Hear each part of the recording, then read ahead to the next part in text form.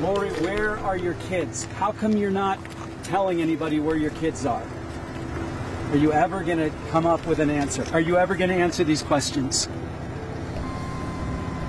It would be very easy for you to get out of this if you just told everybody where your kids were.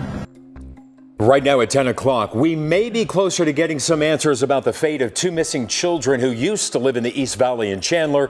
We're talking about the search for Tylee Ryan and Joshua Vallow. And tonight their mother, Lori Vallow, is in a jail cell in Rexburg, Idaho. And that's where our chief investigative reporter, Morgan Lowe, is tonight outside that jail.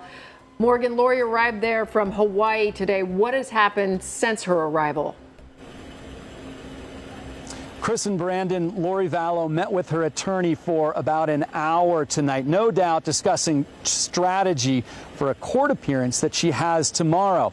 Just before 9 p.m., she was transported to the building behind me. Now, that is the jail, and we captured video of detention officers pulling up to the entry and leading her inside. She will go to sleep in a jail cell tonight, capping a long day and a long journey that began last night in Hawaii.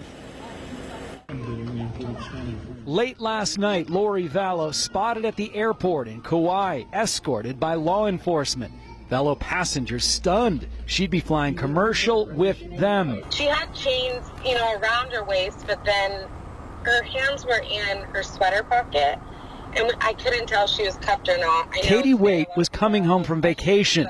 She spoke to us via FaceTime. Her demeanor was very calm. It was very collected. Katie snapped these pictures of Vallow with her cell phone. I got on the plane, and she had actually sat in the back left corner. They went clear to the back. They were the first ones on, and she ducked down the majority of the flight because I think people were catching word that she was on the flight. Did it surprise you that they're leading somebody who's coming to jail on a commercial airliner? A little bit. I mean, I don't want to say too much, but I was like, this is kind of nerve-wracking. Once they landed in L.A., someone else captured this video of Vallow on the tarmac, leaving one jet headed to another. And we were waiting at the small airport in Rexburg, Idaho, when she landed there. Surrounded by sheriff's deputies, she walked off the plane and into a waiting SUV. Moments later, that SUV pulled up in front of me. Lori, where are your kids? You can't see from this angle, but her face is just inches away from me. It would be very easy for you to get out of this if you just told everybody where your kids were. She didn't answer any of my questions, and she has not answered any questions from investigators who are looking for her children. And you couldn't tell from that angle, but I could see her face through that window. She looked over at me, no expression on her face, and she looked away and covered her face.